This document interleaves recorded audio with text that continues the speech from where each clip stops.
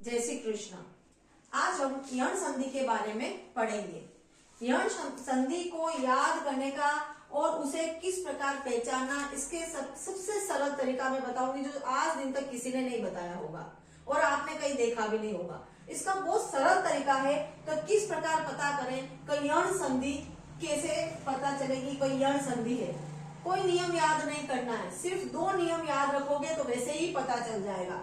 सबसे सरल तरीका है यण संधि का, य के आगे यदि कोई आधा व्यंजन आ जाता है और व के आगे यदि कोई आधा व्यंजन आ जाता है तो वो यण संधि है।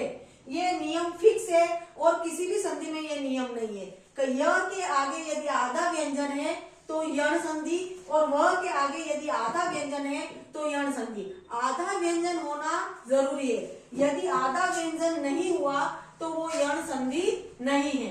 पहला।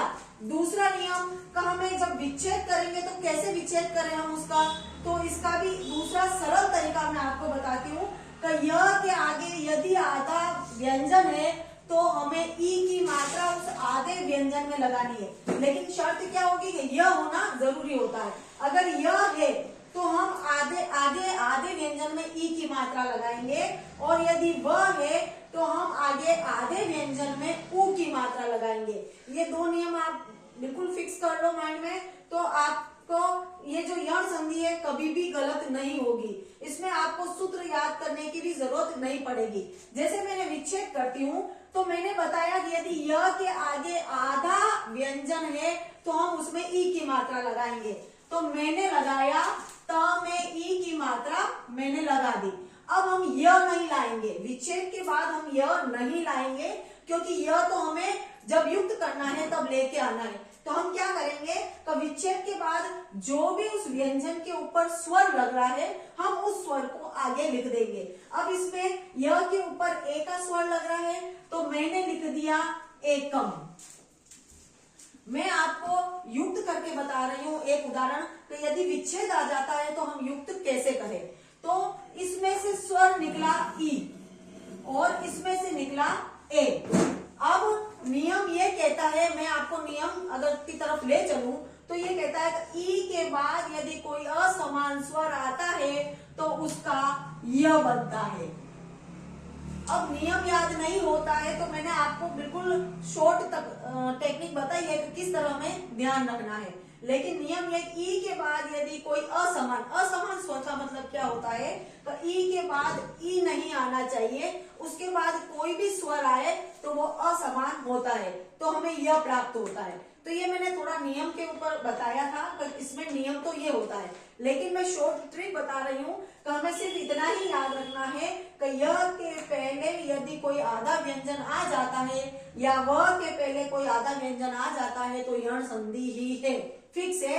और उसके बाद यदि हमें य लाना है तो आगे वाले आधे व्यंजन में ई की मात्रा लगानी है और यदि हमें व लाना है तो आगे आधे व्यंजन में हमें ऊ की मात्रा लगानी है। तो मैंने ये थोड़ा सा नियम बताया है कि नियम भी यही है कि अ और ई के बाद यदि कोई असमान स्वर आता है तो हमें य और व प्राप्त होता है। अब मैं य के आगे या आधा अक्षर है क्योंकि ये द है, लेकिन द के नीचे देखिए हलंत लगा हुआ है। यदि हलंत लगता है तो हलंत का मतलब यही होता है तो वो अक्षर आधा है। तो मैंने पहले ही बताया तो य के पहले यदि आधा अक्षर है लेकिन य है तो य है तो हम आधे अक्षर के पहले ई की मात्रा लगाएंगे। तो मैंने इसमें लगाया नदी प्लस, अब इस य को हम आगे विच्छेद में नहीं लिखेंगे, इसके अंदर जो स्वर छिपा हुआ है हम उस स्वर को आगे ले जाएंगे तो आगम। उसी प्रकार यद्यपि, अब यह है, यह के आगे आधा अक्षर है तो हम ई की मात्रा लगाएंगे। यदि, और यह के अंदर कोई मात्रा लगी हुई नहीं है लेकिन इसके यह के अंदर अ का स्वर छिपा हुआ है तो हम उस स्वर को आगे लाएंगे और स्वर में आगे आएगा अपि। उसी प्रकार अब अगला आया है हमारा व।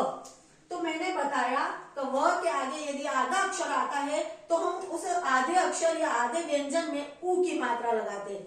यह आता है तो ई की मात्रा लगाएंगे और वह आता है तो ऊ की मात्रा लगाएंगे। तो मैंने लिखा वधु प्लस, अब इसमें स्वर आ रहा है आ, तो हम वह नहीं लिखेंगे, वह तो हमें चाहिए, तो हम लिख देंगे आशय। फिर वह आया, फिर वह के आगे आधा अक्षर आया तो हमने ऊ की मात्रा लगाई, मधु, प्लस वह के अंदर अ स्वर छिपा हुआ है, वह अ ऐसा उच्चारण होता है लास्ट में। अब आपको कैसे पता चलेगा, स्वर कैसे पता करें, तो आप उसको बार बार बोलिए, तो लास्ट में जो साउंड बचेगा वो उसके अंदर स्वर होगा।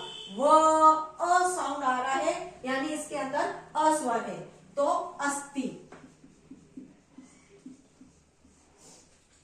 भानवो, अब वह के आगे आधा व्यंजन है और हमें वह चाहिए तो हम इसके अंदर ऊ की मात्रा लगाएंगे, भानु, प्लस अब इसमें ओ स्वर है तो हम आगे लगाएंगे ओ। उसी प्रकार शुद्ध्युपास्य, अब इसमें य आया है तो हमें य लाने के लिए आगे वाले आधे व्यंजन में ई की मात्रा लगानी होगी, तो यहां पर हो जाएगा सुधी, प्लस अब इसमें य में ऊ की मात्रा लगी हुई है तो ऊ हम आगे लेकर के आएंगे और इसका होगा उपास्य। इस प्रकार बिल्कुल सरल तरीका मैंने आपको बताया है जो किसी भी वीडियो में नहीं दिखाया जाएगा। हमें यह चाहिए तो आगे व्यंजन में ई की मात्रा लगानी है, वह चाहिए तो आगे ऊ की मात्रा लगानी है। और यण संधि कैसे पता करें, तो यह के आगे आधा व्यंजन आएगा और वह के आगे भी आधा व्यंजन ही आएगा। यदि पूरा व्यंजन आता है तो वो यण संधि नहीं कहलाएगी। यदि आपको मेरा वीडियो पसंद आया हो तो लाइक, सब्सक्राइब एवं शेयर जरूर करें।